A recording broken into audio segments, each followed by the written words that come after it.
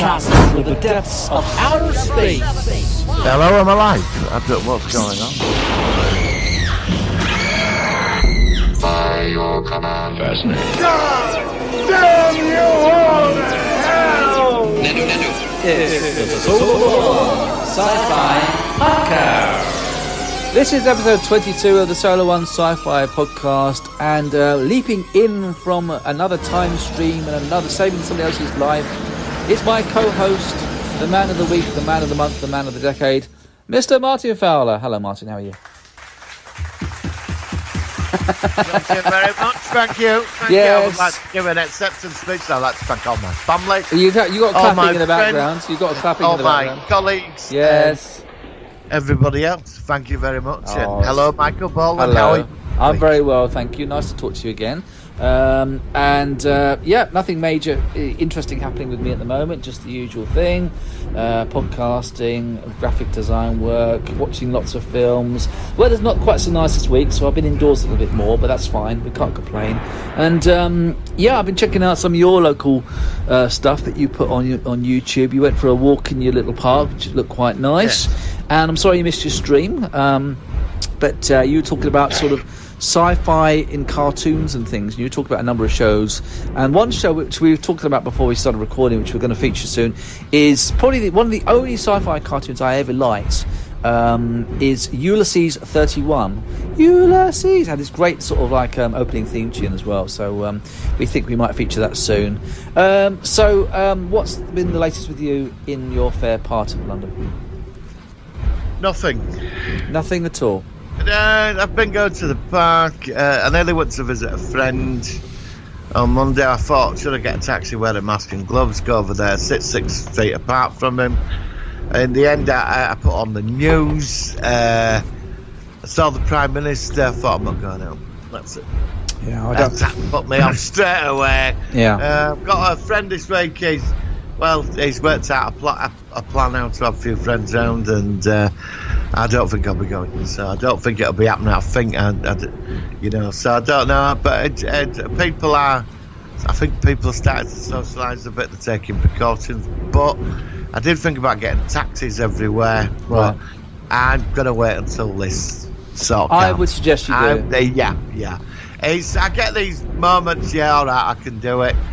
Just because I can go to the supermarket and cruise around there with my mask on, looking like a superhero. And do you know, I almost, and I did it, but I changed my mind.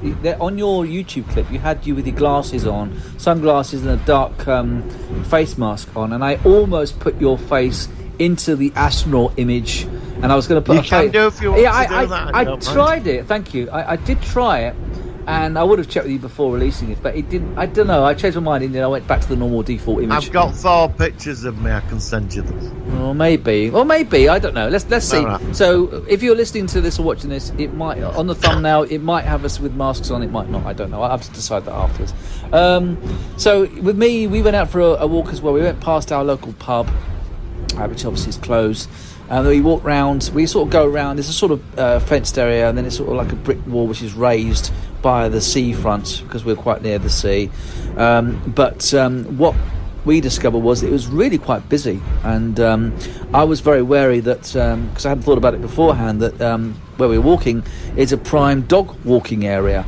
So because I'm paranoid about dogs having the bacteria on their fur or whatever, I did say to a couple of people, so just keep away, and it's kind of like they were fine. They understood that I was just being cautious, but I decided not to walk around there again unless it's either teeming down with rain or really early in the morning because there's just too many people for my liking.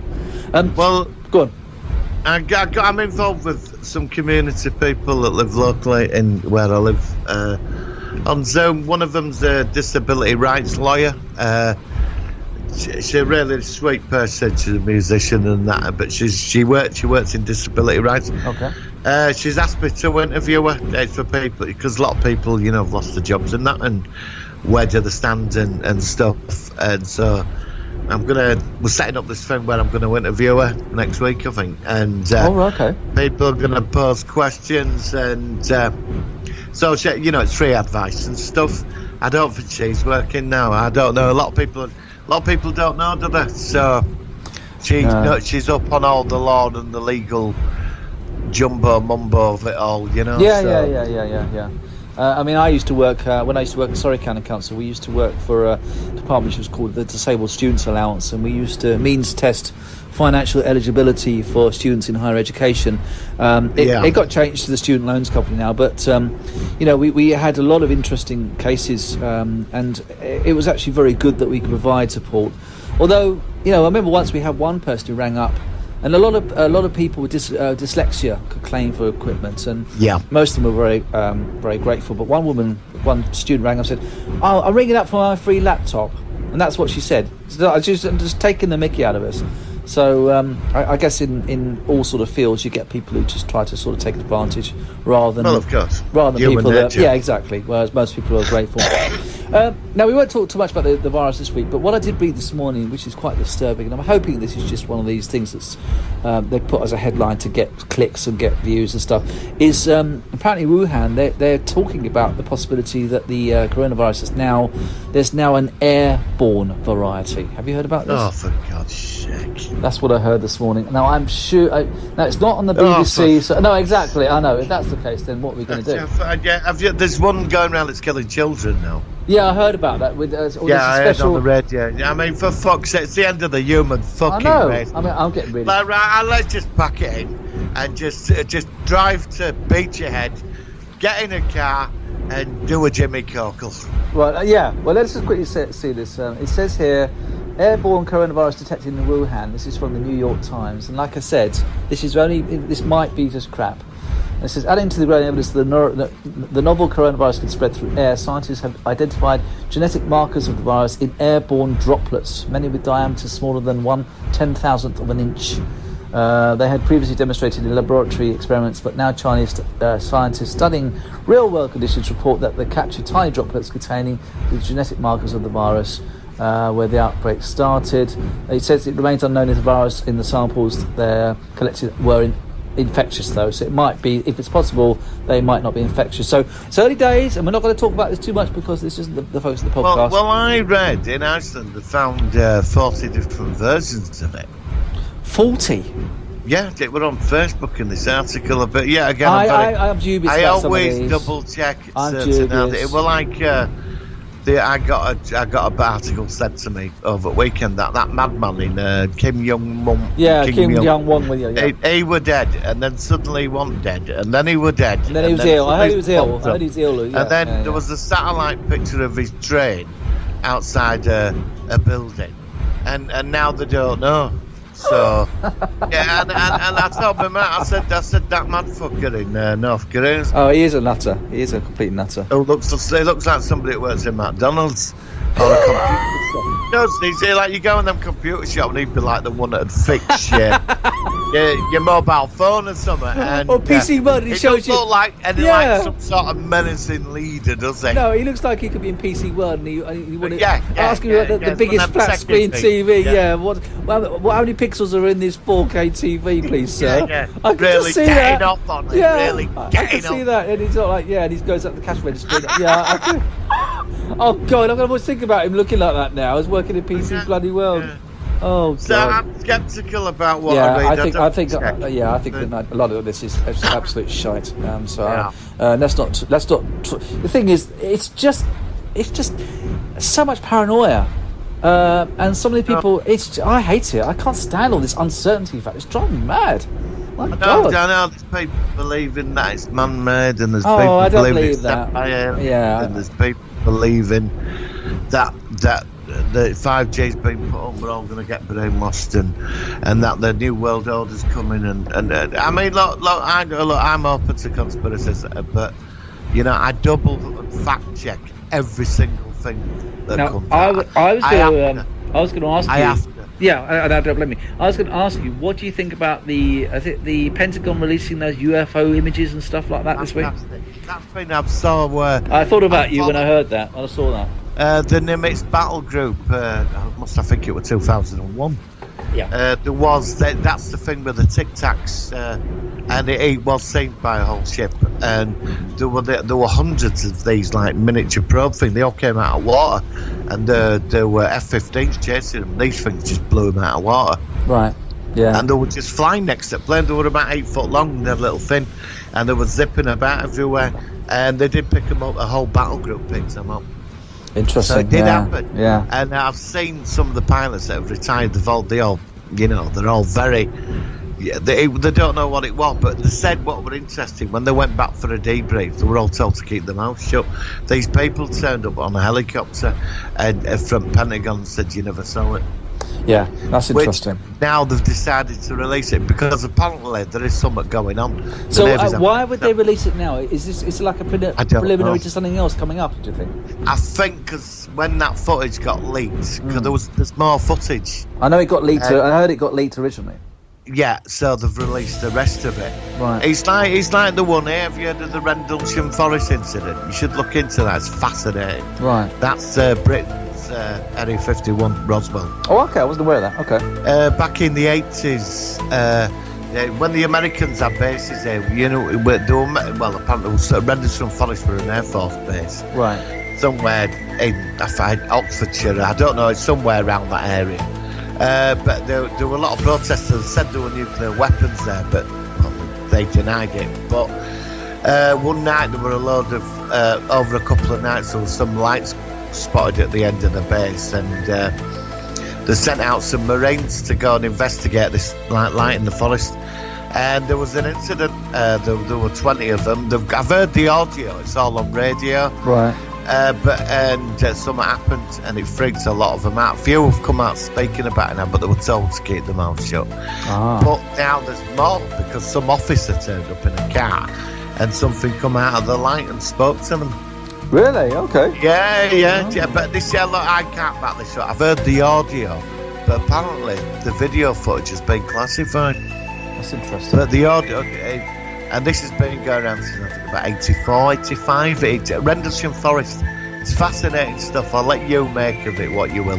Okay, mate. I'm not saying it's real or not, but no, but even if it's just interesting to sort of see what it's about. So, no, I can understand that. Yeah, okay, mate. That sounds good. So that's obviously more science fact than science fiction. But I suppose if some of it is pretend that it is science fiction or it's I don't know, it is. So there we go. So that's what's been happening with me and you. You should kick in the X-Files music right now. The opening credits. Well, I'm not done the opening credits, but it's playing right now. So there we go. Okay. It started when it started when you told your story about what's happening in England and stuff. So brilliant. There we are. You got me working in the background there. That's fine. Let's go into any Solo One Sci-Fi news. I don't think there's anything, but let's go for it. Here's a jingle. Working. Solar Sci-Fi News. All right. So, what have you heard your end? I've not heard much. Tell me what you've come across so far. This is going to last long, isn't it? Can I make it up? You can do. What, The Mandalorian Season 8? The Mandalorian Season 8 has just finished production. It's going to be shown in 10 minutes. No, I'm only joking. I mean, I've not heard anything. I've not heard a thing. All I've heard of any potential films have now properly been officially cancelled. Production is cancelled. Everything's cancelled. Cinema's cancelled. The world is cancelled for now. That's pretty much it. Well, I'm scanning Facebook and there's fuck all over it. Yeah. There's cats, storms and pigeons and a naked man in the garden and Boris Johnson, his other kid. No signs. Oh God, yeah. When I finish this podcast, there'll be loads of it. Well, it's a model of a Martian. Hang on, there's something about Odeon. Owners have made the drastic. I've been discovered. Odeon cinemas will no longer show any films made by Universal. Oh, why? I don't know. Can find out. Do you want to find out? Go for it. Let's go for it. Why not? Odeon, Odeon cinemas will not show Universal pictures after row of theatrical releases. AMC Theatres, the world's largest cinema chain, and audience of Odeon Cinema in the UK has now it will no longer show Universal Films in an argument of theatrical releases because all cinema have been closed due to the coronavirus. Some studios have been releasing films that otherwise would have seen theatrical release and online on demand. Right. After NBC Universal boss Jeff Shaw remarked on the success video on demand release of Trolls World Tour earlier this month, during which it earned $100 million. He added that the company might choose to release films simultaneously on video demand as well as we predicted this. Yeah, we did. Yeah, about 5 weeks ago. I know. That's what I said, didn't I? We talked about that. Yeah. So that's the basics of that, which is science fiction news because Universal does make science fiction movies. So, AMC believes that this proposed action to go home theatre simultaneously, Universal is breaking the business model and dealings between our two companies. It assumes that we will meekly accept a reshaped view of our studio and exhibitors should interact with zero concern on Universal part as how its actions affect us. Right. So basically, what's happened is that I've not seen Trolls World. I think it's a kids' movie. Yeah, I don't fancy that myself. No, I don't fancy that. But I assume I know it went online and it took 100 million online. Well, I mean, the thing is, you see, I was going to say The Invisible Man was a good example of that, where it was supposed to be released in the cinema. It was released online, and from what I understand, was that released online then? Yeah, I've seen it. I saw it online. It's very good. Oh, right. I thought it was. That's one. That. Yeah, that was one. I saw it about a month ago. I saw it How much did you pay to watch that then? How much was it? I can't remember. It wasn't too expensive, I don't think, but it was. And I'm just asking price because, I mean, when I went to see, I think last film I saw was Terminator Dark Fate. Right. And I went with somebody else and it cost me 30 quid. Well, it was about 26 quid. Well, the thing is, you see, if they release this stuff online, then they won't be getting back the money that they originally envisioned, but then they'll get something back to keep them going, at least as like a stopgap measure. I mean, they'll still lose money. I don't know, but the thing is, in the future, cinemas, I don't think cinemas are ever going to return to how they were again. I don't, because I think how it works, I remember when the internet come out, it really damaged the record industry. Yes. You know, when that Napster and all that. Yeah, Napster, yeah. Well, how it works, there were all that middle management and agreements and getting ripped off and money. Now if you create stuff, like this Trolls film, if you spent 30 million on it, and don't forget, you've got to pay a fee to the cinema, and they get a cut of the profits to show it in their venues. Yeah, that's right. That's how I think it's how it works. But they'll have to pay that fee because the cinema won't be. So that will change. It could really revolutionise the whole of the entertainment industry with regards to cinema.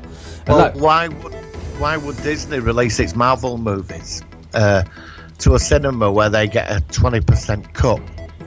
Plus, I was going to say they've got their streaming service, so it would. And it would increase more people to subscribe and pay. So you say like Iron Man 5 or Avengers 6 or whatever. Yeah. You've got a cinema, you're going to pay 13 quid, but you pay 8 quid, 9 quid to watch it, and it's on their own streaming network. Yeah. The money's going straight to them. It's a no-brainer. No, I know. No wonder Universal's gone and done what it's done. Yeah. And like you said, you paid to see The Invisible Man, and you watched it in the comfort of your own home, on a big telly. In high definition, and yeah, exactly.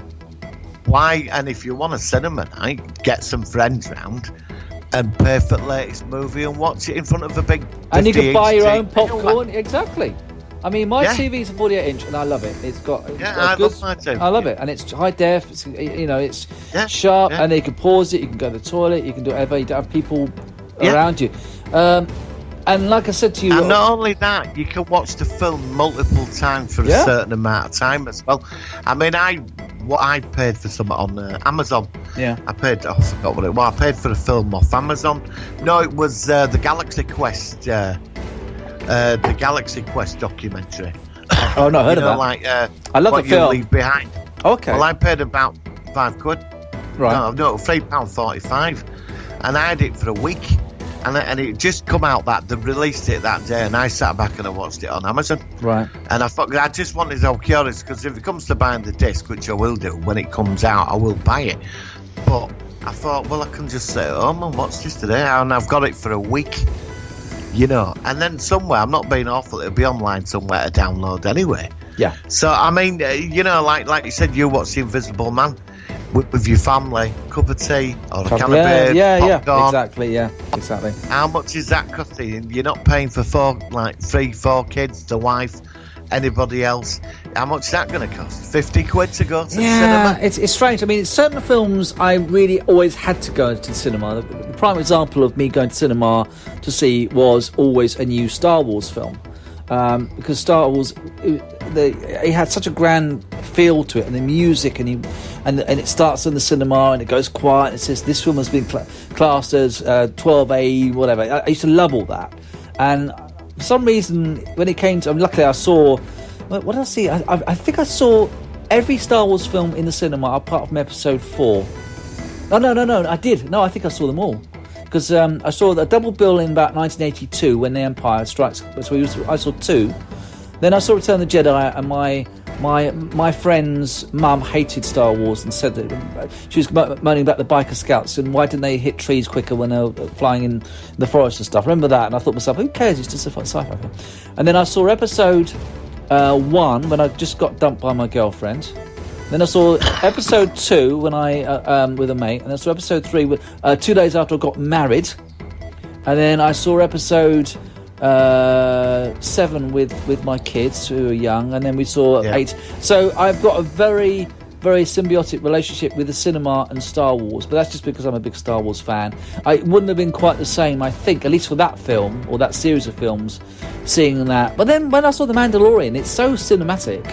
It's well, that's what I mean. I mean, to be honest, it's strange, isn't it? It's strange. To be honest, I don't think I'd be that bothered about going to. I mean, I'd be quite happy paying for the next Star Wars film on my TV and watching it. Yeah.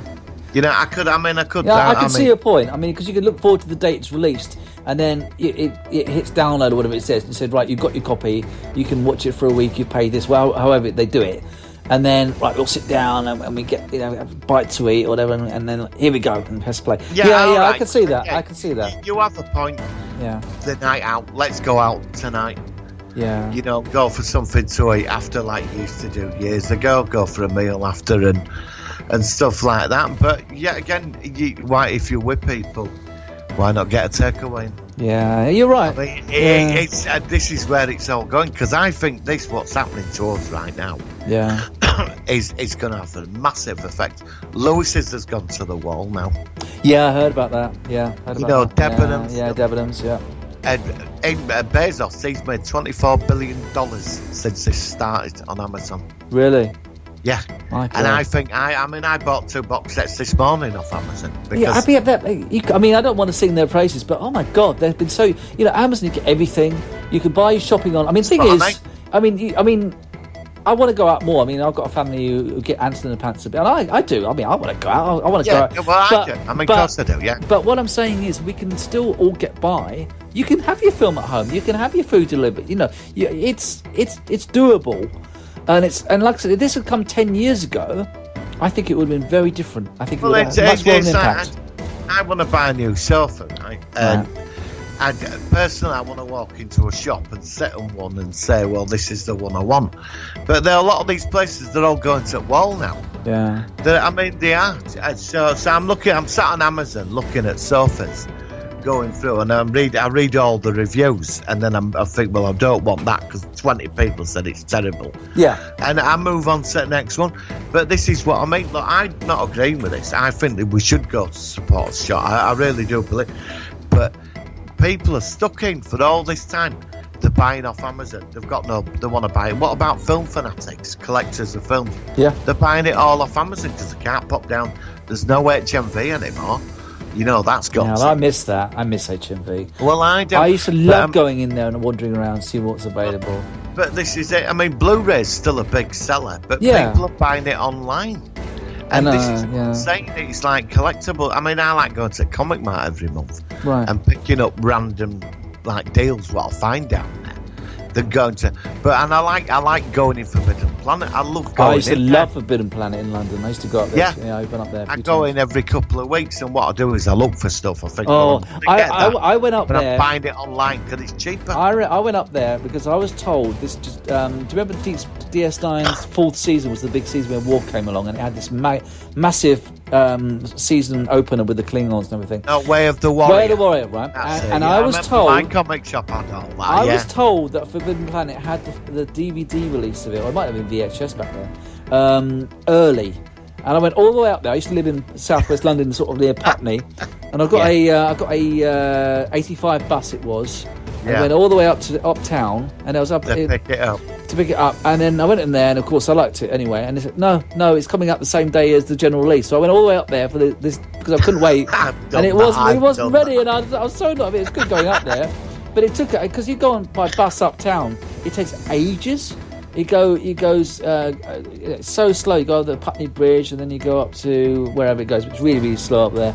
And it was all right. I'm glad I did it. But I still remember how disappointed I was that this episode, which was so, even back then, it was really hyped. That Worf's coming back for the Next Generation, and it was it was one of the first really big space battle grand episodes of Deep Space Nine, which I remember very fondly. And it's still a very good episode now. It stands up really good now.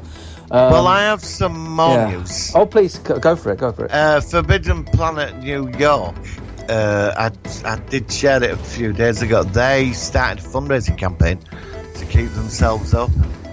Oh, okay. So I don't know if that'll affect Forbidden Planet UK. Well, they're actually asking people to donate money to save the store. Yeah. Yeah, now I thought Forbidden Planet was, we're raking it, because every time you go in there Thursday night, you can't move in there because it's comic days, and it's just packed. It's like a supermarket. But obviously they've got to take cash all the time. And, I hope we don't lose Forbidden Planet, because this is science fiction. Again, we all like comic shops, There's things, you go in comic shops, I go in comic shops. They sell other stuff apart from comics. Sure. Yeah. But we like to go in there and look. I hope comic shops don't go to wall.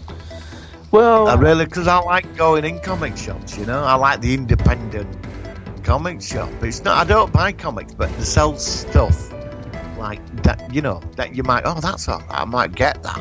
And, it looks great to display. You might find something you like, and I'm hoping that we're not going to lose any comic shops out of this. I really, because I like that. Well, for me, it's a big part of my life, and we seem to be this thing now. Forbidden Planet New York, I thought that had been a multi-million-pound shop, and they're asking people to send them money in to save it.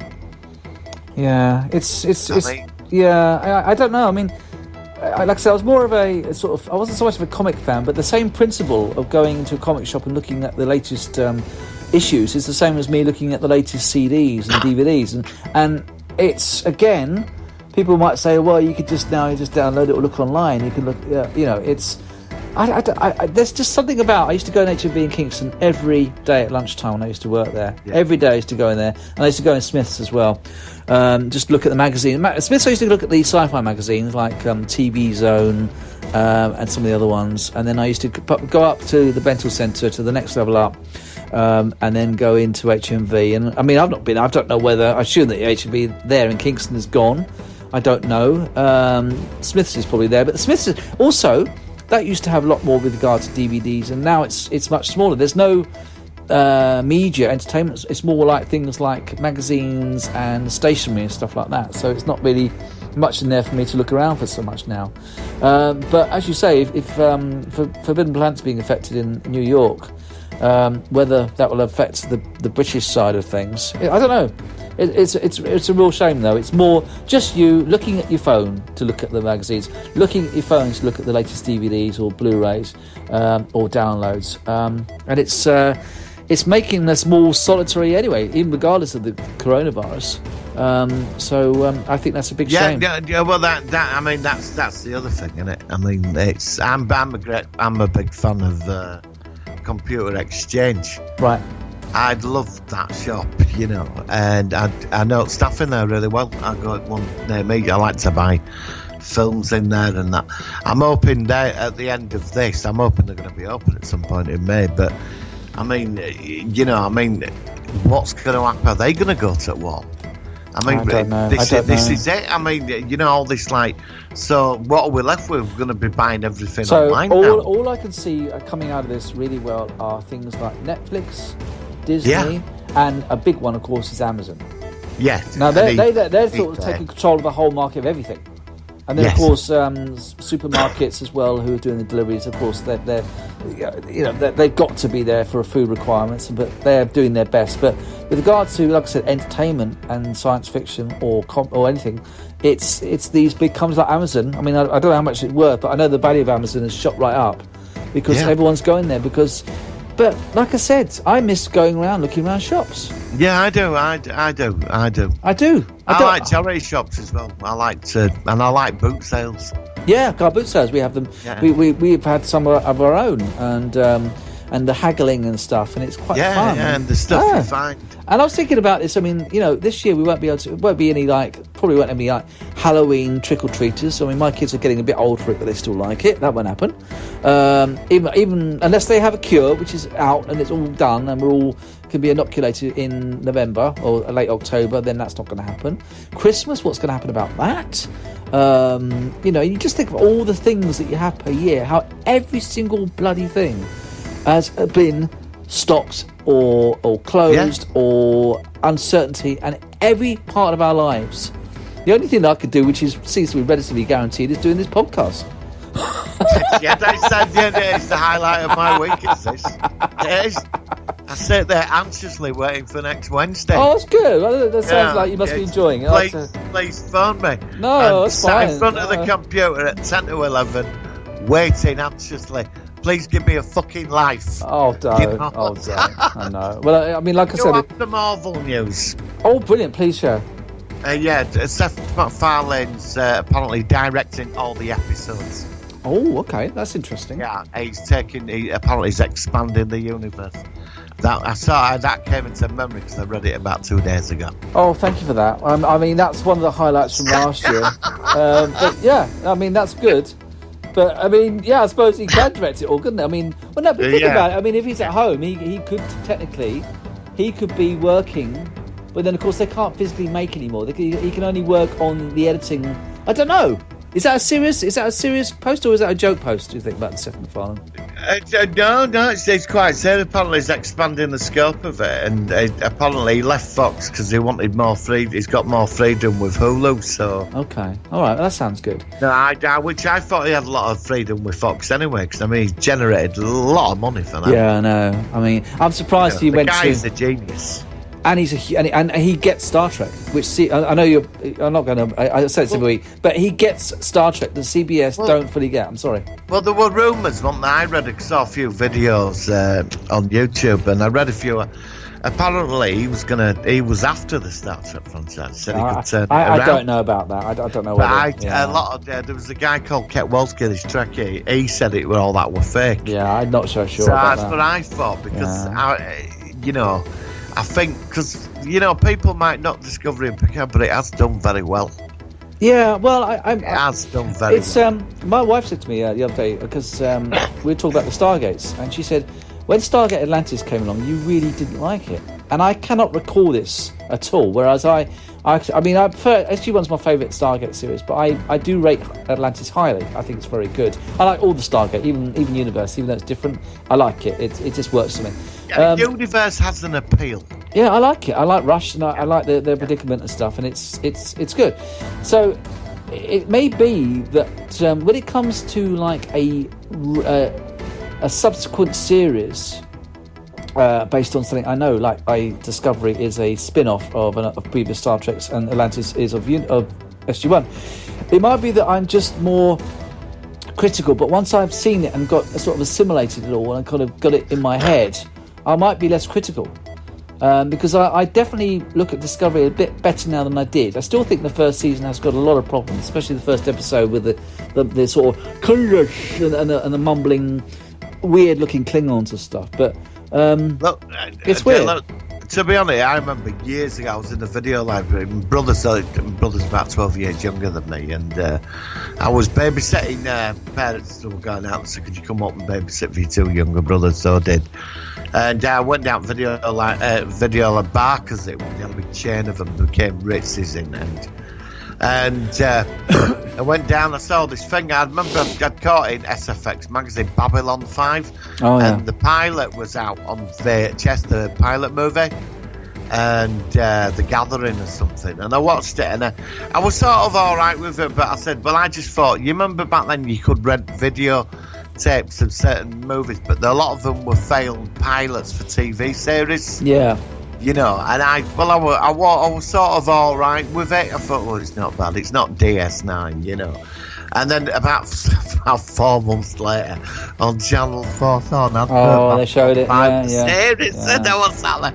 And my brothers never, because I'm a big fan of Babylon. I think it's one of the best things I've ever made. But my brother, even to this day,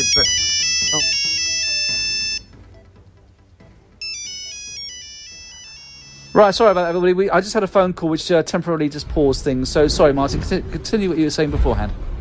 Right, when I was getting when I used to rent like the failed pilot episodes, I wasn't too impressed with the pilot episode actually. Even to this day, my brother keeps bringing it up. I remember when we watched it, Arcade, and you hated it. I said, well, I didn't hate it. I wasn't too impressed with it. Right. You know, actually accused me of selling out on Star Trek, did my brother actually the other week. He said you've sold out. I've seen Babylon 5, and we've got to do a show on it soon. Yeah. I like it, but at that point, and everyone knows that Deep Space Nine was quite influenced because of Babylon 5. I mean, that's quite well known by a lot of people. I've never got into Babylon 5 as much as I should have done.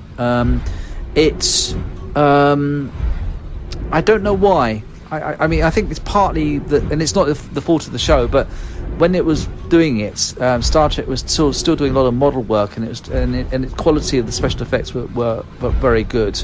And of course, Babylon 5 had sort of quite early CGI and stuff like that. Yeah, it was one of the first shows to use. So, and it's no fault of its own. It's no fault of its own, but it did make the show look a bit cheap compared to other shows at the time, and that's not its fault. That should not be. It should be about the story writing. But I do like it. I have seen the whole series. I saw the spin-off as well with that Crusade guy. I can't remember his name. Is it the guy with the dark hair that was on Hercules? He was in it as well. But I don't know. I need to watch it again because it is a very well written series. It's a weird one, Babylon 5, because you've got to. Yeah, the first season is about the characters. Second season is setting up the story out. The third season goes into it. Yeah. But there were a lot of problems. They wanted to drop it. Warner Brothers wanted it gone. I saw it. My problem with it, and it's not its fault again, I saw it as just a competitor to Star Trek. And so I sided on Star Trek side. I have to admit that. I do. Yeah, but it's there was such a fan base for it, they had to keep bringing it back. But the fifth season is terrible. Because basically they had to cut the Shadow War down to 6 episodes to finish it. Right. Which it was all basically the original story. It's the whole 5-year arc. It's the whole Shadow War. Yeah. And they brought in the Earth Alliance conspiracy and all that. They made that the big 20-odd episode thing. It's a shame that, but yet again, it stands on its own. It's the first TV series that had a beginning, a middle, and an end. Yeah, absolutely. So it had a story. It was the first of its kind. So it was new at the time, and it tried digital effects, which were terrible. They were very smudgy. I wish they could do like they did with Next Generation, and redo all the CGI. Imagine if it looked like the effects in The Expanse or something. Which, because I could see some parallels with The Expanse actually in Babylon 5. Well, there is a fan base movement that wants. Same with Blake 7. They want to put in CGI effects and upscale it. I would love that. I would definitely watch that.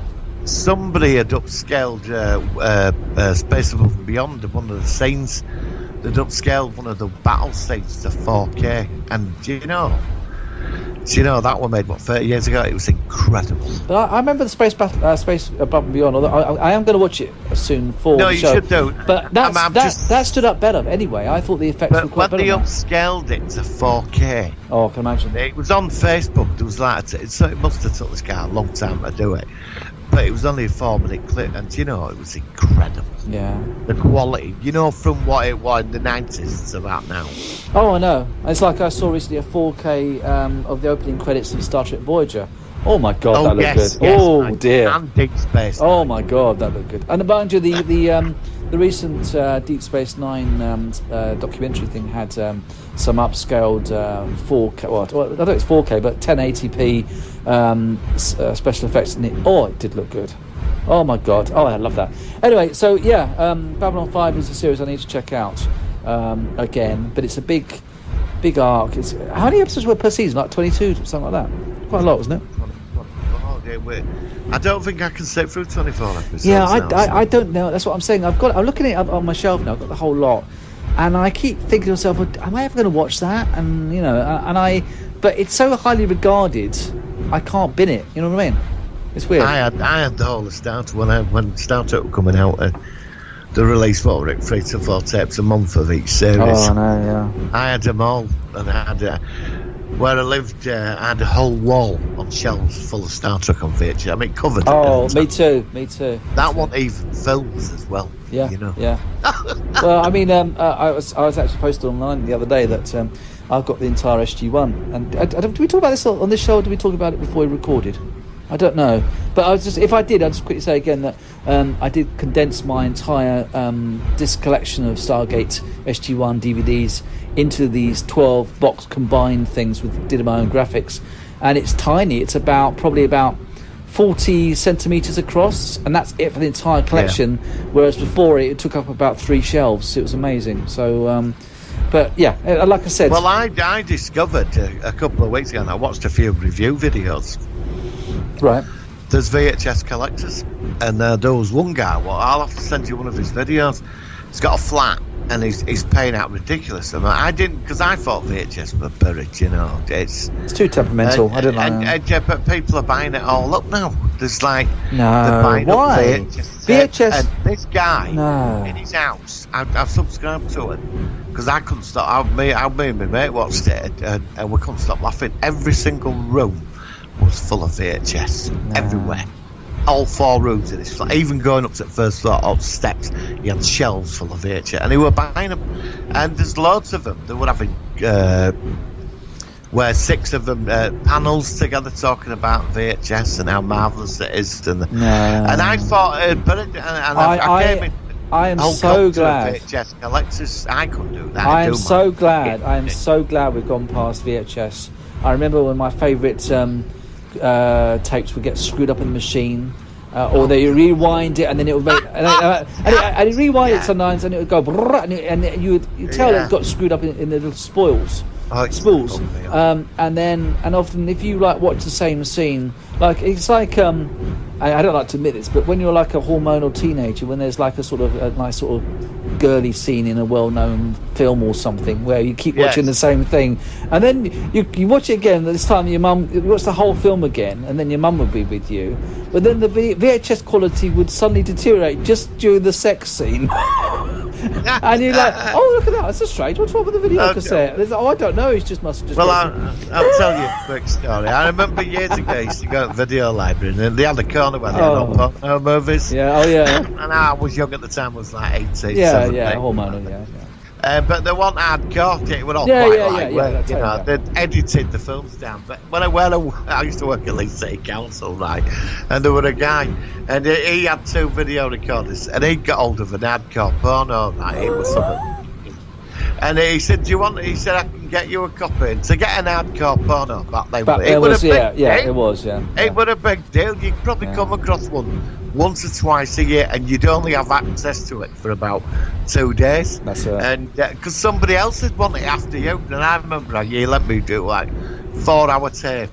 And I got home, my parents went off for a week, so made some friends come round. Oh, God. And we're all sat there watching it. and the tape were knackered. I mean, it were knackered. The audio went in and out. It were like it'd been so recorded multiple times that you never got a decent quality. But that was magic of it, because every time you got older, one of these like once a year, because they were really hard to get hold of. Yeah. And they were knackered, and they've been copied so many times. I remember that big stain going up the screen. I hear that. And then just at the good bits. Just at the good bits. Just at the It's horrible to admit that, but That's the thing I remember about VHS, and I was so glad when DVDs came along because they didn't do that, although they would skip. And then I used to get DVDRs once we burned them myself, and then they only last about 3 or 4 years and stuff. Yes. So really, the best format really is digital copies, because as long as you don't delete it and back it up, then it. Well, that's no. I mean, I've got quite a few Blu-rays, but I mean, I still buy them. I don't buy everything. What I do is, when I've got a load of them, I watch them, I review them, I keep my favourite stuff, but I just take it out CX and trade it all in. Yeah. For something else, what I want, there might be a box set in there, and I'll take it all in and think, well, I'll trade all that in and swap it for that, and I get a good deal for it. So I say at the moment I'm getting value back for when I buy this stuff, Absolutely. Yeah. But I'm really glad that VHS is long gone. Yes. And I don't want it back, quite frankly. I will send you a video of the VHS collector. Please do. You'll have it after half an hour after this one. I'll look forward to it. I will. You're going to sit there and go, are you fucking kidding me?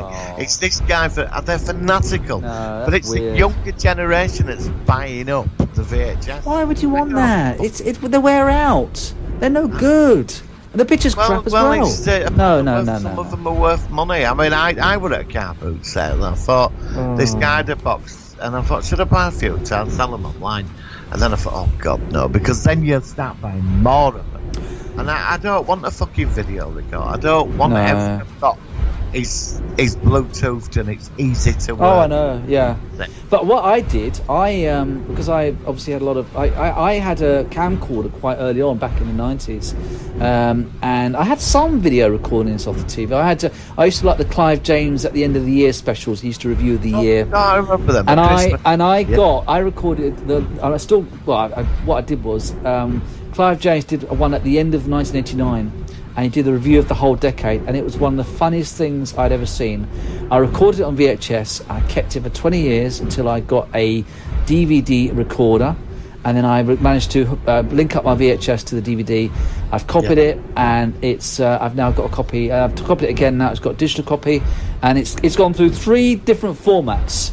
And I've still got it in my collection, and it's so funny, and nobody else has got it. Although, like I said, VHS I didn't want. But again, I managed to transfer all my camcorders onto DVD-R, and then they held on until digital formats were available, and I've got all my old films kept from me many years ago, and I'm really glad I kept them all, because like I said, a lot of people have got VHS still in their lofts, and they're deteriorated, and a lot of people have transferred their own stuff, but like I said...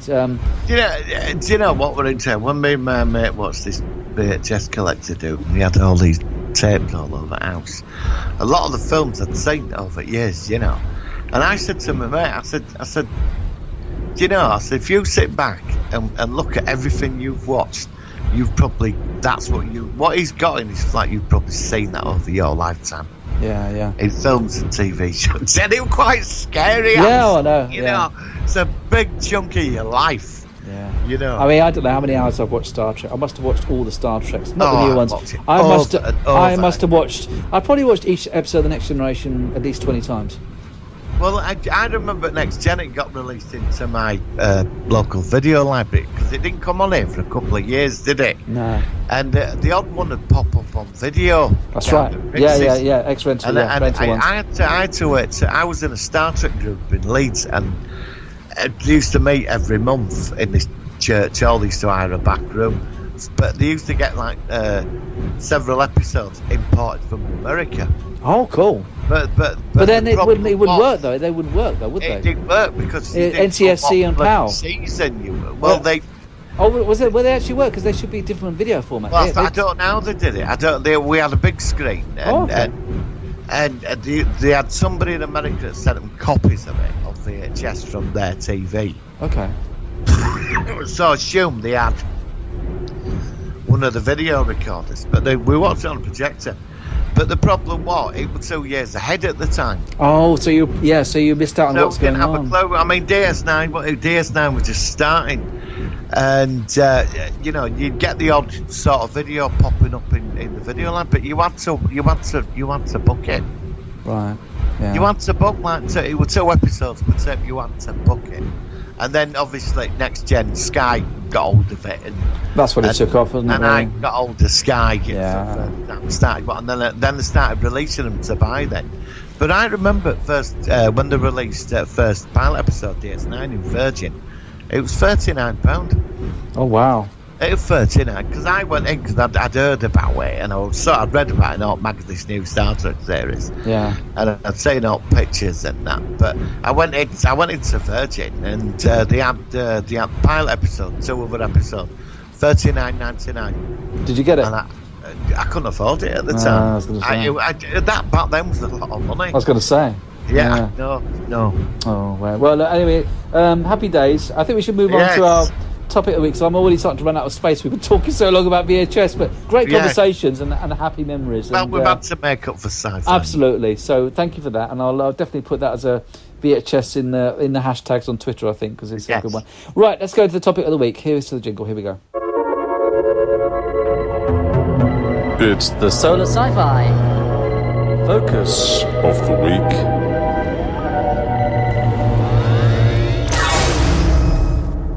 Okay, so this week we are talking about a very well-known sci-fi series which features Scott Bakula, made in the mid to late 80s to early 90s, I think it was. I've got the Wikipedia, I'll look at it in a minute. And that is, of course, Quantum Leap. So, first of all, how did you come across this series and what did you think of it? I think I was about 22 when it came out. It was very early night. I think it was 1990, wasn't it, when it came out? I think it's March. It was March '89 actually. So it's March. Yeah. Was it March '89? Yeah. I watched it.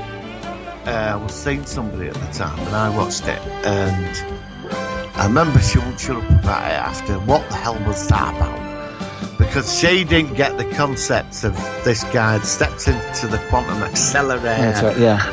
And 1 week he's a woman, next week he's a man, then he became a chimpanzee in one episode. Yeah. And then he makes evil versions of himself, and he's zipping around, just being a genuine nice guy, putting in a bad situation, little things that affect the bigger timeline, and Al the hologram who.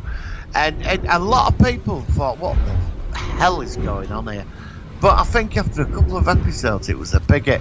People loved it. Yeah, it was popular. It was different. It was such a crazy idea. I know. And it worked beautifully. But people sort of didn't get it in that his body was in the future in a room. Yeah. And his mind was zipping around. So when he took over somebody, their mind went into his body, because there's an episode of that person in his body, but instead of saying the body he's in, you say him. Yes. Which makes sense, and it was funny when he had a dress on and all that. It was hilarious. Yeah. But good luck. I love Scott Bakula. Oh, he's a brilliant. fantastic. He's got a great sense of humour. Yeah, and I'm a big fan. The the chemistry was so good between them. Yeah. I mean, I remember it being on at 9 o'clock, I think, on BBC Two. Yeah, Mondays. It was Monday. You always remember the day of the week. I can only remember the time. I don't know, because I think certain Deep Space Nine's are very personal fit. A lot of good things happened to me over that 7 years, and Quantum Leap is sort of the beginning of that. And I always, certain sci-fi programs that had an impact on my life, a lot of things were going on in my life, so I associate that with that. Do you know what I mean? Absolutely. But I still remember it very well. The quick synopsis is Quantum Leap is an American sci-fi series created by Donald P. Bellisario, That originally aired in NBC for 5 seasons from March 25th, 89 to May 5th, 93. Stars Scott Bakula and Sam Beckett, a science physicist who leaps through space-time during an experiment in time travel, but temporarily taking the place of other people to correct historical mistakes. Dean Stockwell co-stars as Admiral Al Calavici, Sam's womanizing cigar-smoking companion and best friend who appears to him as a hologram. The series features a mix of humour, drama, romance, social commentary and science fiction. The show was ranked number 19 on TV Guide's top cult shows ever in 2007. I think it's a very unusually made show, and as you just said, the premise was odd, but my God, it worked. And I do rate this series very highly, actually. I think it was a very, very good series. I wish... I don't know, I mean... Its last season did decline a bit, although some people say that, but I liked it. It had some big arcs. It had the Evil Leaper, for instance, and it had this 3 episodes of that. Yeah, and you had these people who were evil. They're also from the future. We didn't actually see exactly where they were. I watched the Evil Leaper episode the other day, the first one, right, where he goes back to Jimmy. Yes, the kid who he helped out, I think in first series, Down syndrome in season 2. Yeah. And when she turns up, Caroline Seymour? Caroline Seymour, yeah. Who's Abby Grant from Survivors? Yeah, she was great in that. She was really good. Well, she said something about Lothar, this Ziggy equivalent, the computer. She said that they both climbed out of hell to get where they are. Yes, yeah. So are they? I always wanted to have dug up so much information to find out where they were from. And there ain't much out there. So are they from the future? Are they from another timeline coming into this timeline? Is it heaven and hell? I always worked it out as basically that the force of good creating Sam also has its polarity. It has its opposite, so that they both have that balance each other out. If they, and actually you're right, remembering now, Sam said that they need to have the evil side for the good side to work, because otherwise there's no differential. Yes, when she's got the gun, that's it. And that's when, because then she's persuaded not to kill, that's when she disappears and it really messes them up. So it was sort of like a good and evil versus thing, as force of nature. It was quite deep sort of thinking ideas in this series, actually. Stuff that really gives you perspective. And I think it did it excellently. What do you think about the ending of the series? How it finished? I'm gonna let you into something. All right. This. I was very impressed with the ending, because the question was that God or yes, or some cosmic entity or something bigger than something exactly. far beyond us. But it said to him, "You can leap anytime you want. It's you." And with his body as well this time. And he leapt into and what he did was, of course, he went back to Al's main love of his life, and then told her that Al is alive and he's coming home, and then that changed the timeline for him, and then he disappeared. Yeah, to help other people. Yeah. But the thing is, there's an alternative ending. Oh, you've mentioned this before, but I can't remember. I sent you that. I'm onto the clip Remind me what it was again. What was the alternative ending? Oh, I forgot. I think I sent you it a while back. There was they filmed another ending, and I've forgotten. I've got it in front of me right now. Okay. There's a movie night she's called. She's a massive fan of it, and she got sent. Somebody had test footage of what would have been the ending. Right. And she put it up. Quantum Leap: The Lost Ending Rediscovered, and yes, it is a bit different. I forgot what it's like. I've got it in front of me, but I will send you this after this podcast. Thank you. All right, that'd be good. Maybe we can bring it up next week and just sort of... Yeah, I forgot. I think it's quite similar, really, but it's but he does end up. He has 6 daughters, doesn't he? I know. Remember them clothes? Yeah, that's it. Yeah, I know. Excellent. Well, it was a really, really good series, and it's something we're actually going to think about watching the whole series again soon. We're going through Breaking Bad at the moment, but do you remember the JFK episodes? Yeah, they didn't work that well, did they? That was the beginning of season 4. I thought they were awesome. Did you? I need to see it again. You like that? I don't remember it that well. I remember that it was. I remember that at the end it was. Kennedy's wife in the original timeline that died as well, or something, and he stopped her from dying or something. It's been a long time. He did have a wife though, because he went. There's only, I think there's a 2-parter where he goes back to where him and Al changed places, and he's back in the Quantum Leap facility. That's right. Yeah. Project Star Ripple or something, and you see Ziggy the computer for the, Ziggy the guy with the smelly breath or something. And then there's the computer. They always kept going on about one of the scientists that had smelly breath. They kept bringing it up all the time, didn't they? So I don't know if he was called Ziggy over at the computer, but you do see Ziggy's got a wife, hasn't he? Ziggy's the computer, and that's right. He forgot that he had a wife. Oh God, I forgot about that. Yeah, it's been. I've not seen this. I've got them all. I've not seen them for about 15 years. I can't remember. But it's all coming back to me now. Yeah, because he comes out of an ingenious way. Al becomes like a quantum leaper. He becomes hologram, but to get back, he can't get back into. He can't get out of hologram. So what he does, he writes a letter to a lawyer, puts it in a letterbox, and this door opens for him. That's it. This letter goes to Project Star Ripple 50 years later or something. Genius. I mean, it was genius. Do you remember the episode when Al suddenly changes his timeline's altered, and then suddenly it's the guy that played Cornelius on Planet of the Apes was suddenly the guide. Yes, yeah. I remember that, what was it? Who's the guy who plays Cornelius? Oh God, what's his name? Well-known actor. Roddy McDowell.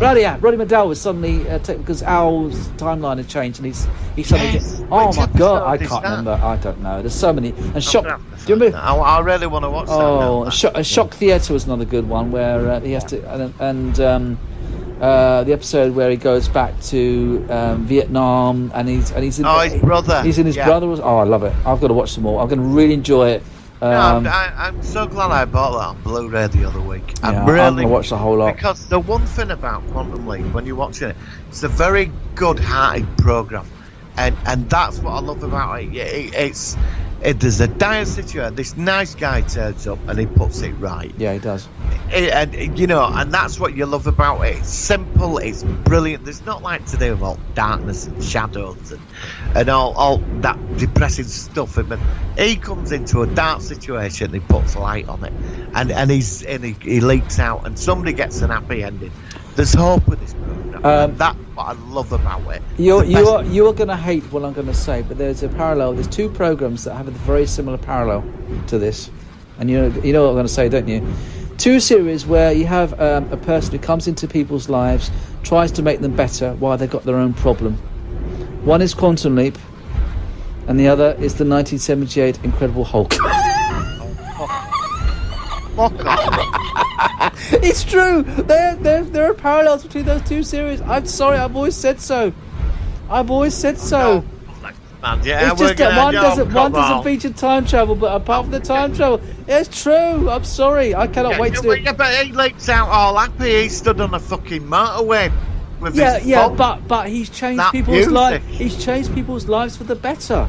And they're both in a quandary. They both can't sort their own problem, so they end up fixing other people's problem. I'm sorry. I refuse to accept that. Well, listen, we are going to have to do. We have still not done Incredible Hulk's Focus of the Week yet show, so we're going to have to do that soon. Dreaded, man. And that's going to be great. I'm going to really steam into you with that one. That's going to be really do you fun. know you can get that on Blu-ray now, all seasons? Oh God, what, Incredible Hulk as well? Yeah, you can get it all on Blu-ray. It's on Amazon. Yeah, blimey. Won't be buying that. Well, I could send you some. I don't know. No. All right, the only episodes I would like is the one where. Let's focus on that when we get to it. But I know that. Go on. Don't send me any fucking Incredible. I hate that fucking series. But they're similar. They've got a similar premise. You had to do it, didn't you? I did. I had to sneak it in under the fucking.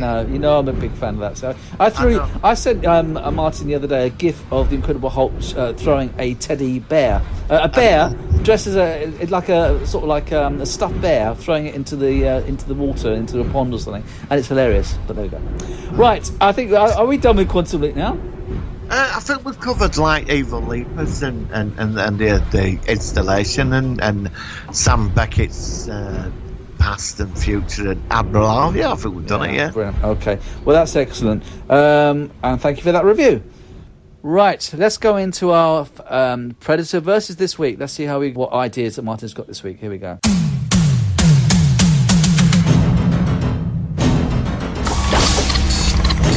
Predator versus... You bitch! Right, this is going to be a classic. Don't worry, we're going to get back onto the more serious characters in a couple of weeks, but this is somebody asked me to do this, and it's got a point. Pat Butcher versus the Predator. Okay. Right, and I expect you to add to this because I'm going to make it like an open thing. It's Pat Butcher's working at the Vic. She's finished the shift. She puts on a fur coat with a foxtail. She's got a dildo in a bag with 20 bayonets, bottle of vodka, and wearing her earrings. And she goes out the back of the Vic and light sparks up a cigarette. Suddenly there's a bright light. Okay. Big bright light. She's like, what the fuck? A cigarette drops out of her mouth. Gone. Nothing left. Dirty Den sticks his head out of the pub door. Go, what was that? Gone. So, Pat Butcher wakes up in a parachute harness, floating down on a planet on a parachute. Next to her, Starsky and Hutch in a car. Okay. There's Columbo over there. The Care Bears on the other Oh, parachute. blimey. Rambo and Flash Gordon. Okay. And a porno star. All on parachutes, ready to go to be hunted by the predators. Now, the idiot predator that did this, he picked up the wrong fucking people. They've executed him. So, right. So she lands in a forest, and all the others do, right? And the Care Bears land next to Pat Butcher, and the Care Bears are there. Pat Butcher's going, what the fuck is going on? Starsky and Hutch's car's stuck in a tree with them two in it. Okay. So they're all over the place. And Pat Butcher's like taking a swig of vodka. And the Care Bears are all stood round her. She can't believe what the fuck is going on. There's these talking bears. They all get vaporised, right? And out of woods comes these like hunter dogs. And she stands there looking at him, and she's had a swig of vodka. She's looking at it. She's got a fag in her mouth, and then one of these dogs leaps on it, and she just fucking smacks it right in its face, and its whole body compresses and just explodes. The other dog's looking at it, goes for it. She picks it up by its tail, swings it round, and that's it. The Care Bears have been eaten. They're gone. Columbo's dead. The other ones, they've all gone to ground. Okay. They're in other episodes. Right. So she's on the loose, right? She hasn't got a clue where she is. So suddenly, like, there's three predators. One jumps right in front of her, and it's impressed with her, and it's looking at us going, like, this is unusual, because she can take a hit off a nuclear 1 megaton bomb and survive, right? So this predator goes in, fucking tries and stabs her with his knife, and he just breaks his blades, and she just smacks him one, and his head goes flying into a tree. Pat Butcher's stood there. Two predators jump on her. Suddenly she gets a dildo out of her handbag, and she starts fucking beating them to death, right? So she stood there, foxtail, like fur coat's ripped. One of her earrings is slightly, and once you do that, her earring drops off. She's pissed. So there's the big super predator comes out of the tree. Can't believe she's killed 3 fucking predators. Pat Butcher's there going, what the fuck is going on? Meanwhile, Starsky and Hutch, look, they come running behind her, but they both get vaporised. They're gone. Right? Okay. So, like, she stood there, big predator, 9-10 foot tall, goes in, fucking lifts her up and throws her into trees. All trees fall down, right? And it starts running because it wants to kill it. It took out 3 predators and 2 predator dogs. So anyway, Pat Butcher stands up. She's got a big dildo on her arm, right, and half a bottle of vodka, and she smacks it on Predator's head. Predator tries to pick her up by her throat, but Pat Butcher headbutts it, right, and she starts saying stuff to it, and she starts laying into the big predator. Next minute, she tears its bollocks off, and she just bites them. So she gets hold of Predator, and she starts punching it, and then dildo snaps her down because she keeps beating it. So she's looking around, she sparks her fag up. Then there's another predator, but this predator's sort of shitting itself because Pat Butcher's going, come on! You know, like that. She's really up for it. And Rambo's watching from a tree. You know, he's impressed with this warrior woman, Pat Butcher.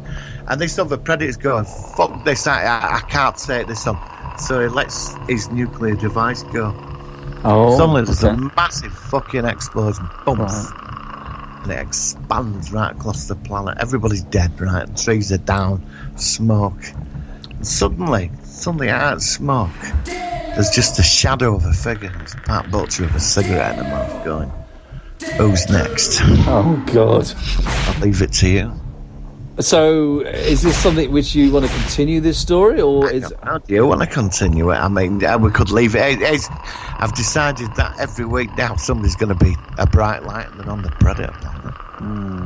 Well, let's think about that. Like I said, I didn't know you were going to involve multiple different iconic characters, but it's certainly. Pat Butcher, when she kicks off, she's a force of nature. Nobody can destroy. She can take a 1 megaton nuke. You know what I'm going to have to do now? I'm going to have to see if I can find some Pat Butcher quotes and mix them into the Predator's repeating sound effects kind of thing. So I don't know. I'll see about it. Yeah, well done. But next week, I didn't know. Flash Gordon. Yeah. I mean, I didn't know. I remember Pat Butcher. I didn't know she liked her vodka. I remember she used to be shouting in the horror. It's been so long since I've seen it, though. Well, don't start downloading Eastenders. No. Well, she was in the actress. She appeared in the Tripods apparently as well. No, not apparently. She was. She was in. She was. She was in the Tripods. She was. And Season she was 2. in a prison female film, and she was a prison gap. She was called Strapper. Yeah. Okay. So it makes sense. Pat Butcher can take out 3 Predators. And she was also in Doctor Who Dimensions in Time as well. Yeah, good God. I mean, this is it. Pat Butcher, this is it. So Pat Butcher is the first victory on the Predator planet. And through winning, they send her back to Earth because she's won. She's got her trophy, yeah. So, but next week, it's your choice. I put down Flash Gordon from 1980s. Or you can choose anybody you want, but they end up on the Predator planet. Well, let's go with Flash Gordon next week.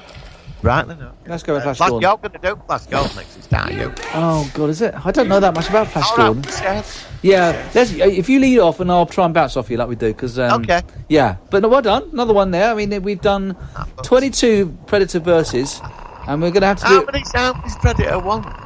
About twice, I think. God, that's bad, isn't it? Yeah, Predator lost almost all of them. Greatest hunting killing machine in the universe, and we've had it defeated by even I'm going to say that even the incredible fucking old TV version beat the Predator. Oh, I'm going to start working on the graphics for Incredible Hulk now. It's going to be good. I've got to have to do that. I'm going to have to do a graphic for that. That'll be fun. That's it. So we're now on the Predator. We're on that world. Oh, now. do you know what? On that week, I've got to find a picture of you with a frowny face and put it into the astronaut. So in that week when we're doing that, because it'll be like, you know, I did do 2 characters from Brookside last week. I put it into the graphic last week, by the way. In The Expanse, you saw Jimmy Corkill and you saw Barry as well. Oh, I love that. Yeah, do you see it? When I saw that last week, I bust out laughing. When I got the JPEG, I put it up and I didn't notice it at first. I know, I did it very subtly. And then suddenly, corner, Jimmy Corkill's then. But ironic about it, where he's got Barry Grant smiling. Jimmy Corkill looked like he belonged on The Expanse. He looked like he could have been one of them space people. I wanted to get a Barry Grant frowning thing. I only found a picture of this cheesy grin, but I just thought it made it look funnier. Yeah. But yeah, it was fun doing it. Yeah. Because somebody said, "Why the fuck is Brookside on there?" I said, "You'll have to listen to find out." Oh, did someone see it? Oh, cool. Okay, they must have wondered why they were on Expanse, because I love doing that stuff. Why is Jimmy Corkill on that picture? Somebody asked you that. That's great. I love it. But I mean, the thing is, Jimmy Corkill did look like he belonged on that ship. Well, I tried to make it. I even changed the colour scheme so that his skin matched more of the colour scheme of the others and stuff like that. Made it slightly, brilliant. Stop laughing. So I look forward to what you're going to do with Pat Butcher. Yeah. Maybe I should do that. It depends. The thing is, see, I mean, I don't know about that. The Expanse was like a sort of like a subtle Easter egg. So I won't do it every week, but I will do the Incredible Hulk. When we do that, you looking really quite grumpy, some grumpy image, because it'll be a little wink, i.e. this is the series that we're focusing on, which you're not a big fan of. So we'll let you know about that. Right, on that note, we're going to make a move because I've really overdone my recording this week, so it'll be a slightly longer show than normal, but that's fine. Yeah. We're going to leave with, do you remember Billy Joel singing We Didn't Start the Fire? Yes, I do, yeah, classic. Right, well, have you ever heard the version which features a Star Wars parody? No. Well, you're going to hear it now. This is a funny little thing I came across a few years ago. Well worth a play.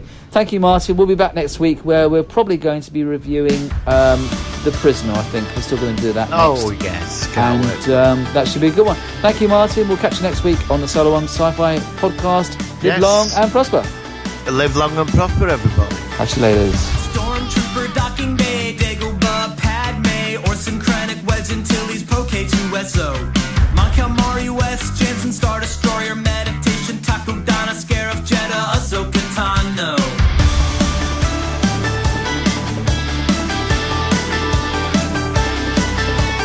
Nerdherders, Obi-Wan, Kylo Ren, Padawan, Lando, Tabana, Mine, freezing things in carbonite, Skywalker, Sabine, Naboo's got a new queen, Galen, Urso, Turin, and White Amidala, goodbye. We didn't start the fire, it was always burning since the world's been turning. We didn't start the fire, no we didn't light it, but we tried to fight it. Major Derlin, Mon Mothma, Dexter, and Admiral Akbar, Tusken Raider, Captain Phasma, Jabba the Hutt, Rogue One, Qui-Gon, Tashi Station, Holocron, Yenub, Jar Jar, Shakti, Unkar Plot, IG-88, Unta, even Mos Eisley, Grand Moff Tarkin, Fig Grindan, Ewok, Wookiee, Coruscant, Robot, Boba Fett, Maz Kanata, Plagueis, Count Dooku, Mace Windu, RS-66, and we didn't start the fire. It was always burning since the world's been turning. We didn't start the fire, no we didn't light it, but we tried to fight it. Bodhi Road, Starlight Pit, unrest in the Republic, Twi'lek, speeder bike, fear leads to the dark side. Alderaan, Basine Natal, Bib Fortuna, Lothal, Skywalker, genocide, younglings trained to be Jedi.